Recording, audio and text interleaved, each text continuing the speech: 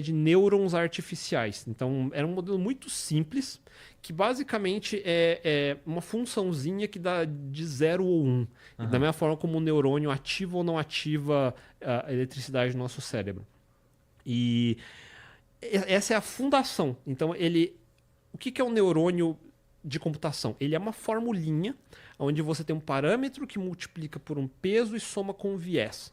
E aí você tem um processo de treinamento que usa funções de ativação, enfim, mas o neurônio em si é só uma equaçãozinha. Ele não tem a ver um a um com o neurônio no nosso cérebro. O neurônio no nosso cérebro é um sistema multicelular. Ele é um sistema inteiro. Um neurônio não é uma célulazinha, tal. Ele é um sistema inteiro de células que faz muita coisa e o que eu observo do comportamento é que ele também tem um 0 ou 1 de comunicação, mas não é só isso que ele faz. Ele não é um interruptor. Nossos neurônios não são interruptores. Cada neurônio é um supercomputador por si só. E ele funciona diferente. Inclusive, se você parar para pensar nisso, o corpo humano é péssimo para conduzir eletricidade. A gente não é um bom condutor de energia, tanto que a gente queima e morre se tentar conduzir. Mas nosso sistema é todo elétrico. E a gente dispara ativações no nosso cérebro e eu sinto no meu dedão do meu pé em milissegundos. E eu não tenho fio de cobre passando por mim, porque como é que você passa hoje de eletricidade? É fio de cobre? Fibra ótica, sei lá. Eu não tenho nenhum material metálico condutivo dentro do meu corpo e mesmo assim ele consegue transferir informação ultra rápido e com uma economia de energia absurda. O tanto de energia que o meu cérebro gasta não é nem uma fração do que uma CPU normal de computador gasta quando ele não está fazendo nada. É muito eficiente. Então, assim, a gente ainda está longe, mas assim, não é pouca coisa longe, é tipo muito longe. Então, tudo que eu tenho é uma representação grosseira do comportamento observado, não o que ele faz igual. Entendeu o que eu quero dizer? Assim, eu vejo, é que nem eu ver um carro e vai da ponto A para o ponto B. E eu faço uma representação, uma bola que vai do ponto A ao ponto B. Que é muito diferente de um carro indo do ponto A ao ponto B. Exatamente. Aí o que acontece? Chegou nos anos 50, teve na Universidade de... Desculpa, aí chegou na própria década de 40, você estava no final da Segunda Guerra Mundial. Então eu gosto muito dessa época, pessoal que é nerd de física e matemática. Esse é um dos momentos únicos na história onde você teve todos os mais gênios cientistas de todos os tempos, tudo num único lugar, na Universidade de Princeton, Dartmouth, fugindo da Segunda Guerra e tudo mais. Então você tinha lá Einstein, você tinha Gödel, Richard Feynman, John von Neumann, Oppenheimer, todo aquele povo ali. Aí ainda teve o Projeto Manhattan, que juntou mais gente ainda. Então, tipo, tem poucas vezes na história que você tinha uma quantidade de gente no mesmo lugar, podendo trocar ideia no corredor, tá ligado? Nossa, deve ter sido uma fase incrível mesmo, assim, no sentido de concentração de conteúdo ali, né? De, poder intelectual. E imagina, eu sou um pesquisador, o Einstein tá aí tomando água, trocar uma ideia com ele, o que você acha disso aqui, disso daqui? E era mais ou menos assim. Pouquíssimas vezes na história a gente teve isso. A gente teve, por exemplo, em Cambridge, na época do Newton. Então, outra revolução ali, outro grande gênio. A gente teve, por exemplo, Renascença na Florença da Itália, época dos Medici, todos os grandes gênios ali. Talvez os gregos, entendeu? E é isso, na história da humanidade. Na história da humanidade. E no século XX, final do XIX, século XX, a gente teve esses grandes nomes, tipo, são os grandes nomes.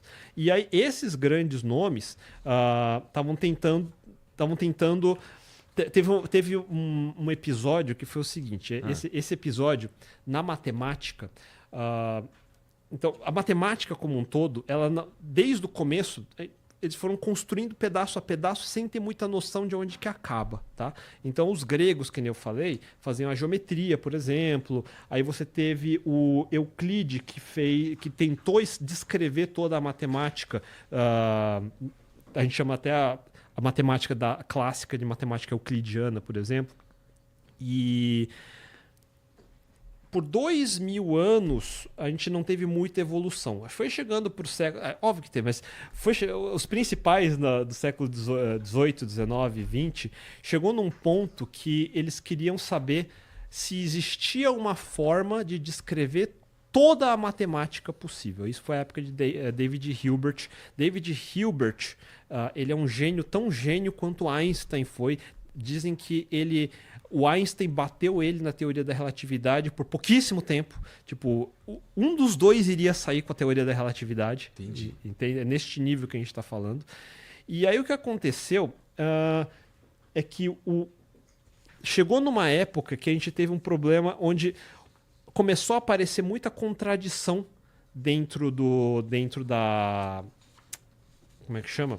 Dentro da matemática. E ele queria achar será que existe uma forma de comprovar que a matemática é completa, ela é consistente e ela é decidível? Então, porque existia um cara chamado Kurt Gödel que... Desculpa, na verdade, um pouco antes disso, deixa eu pegar aqui.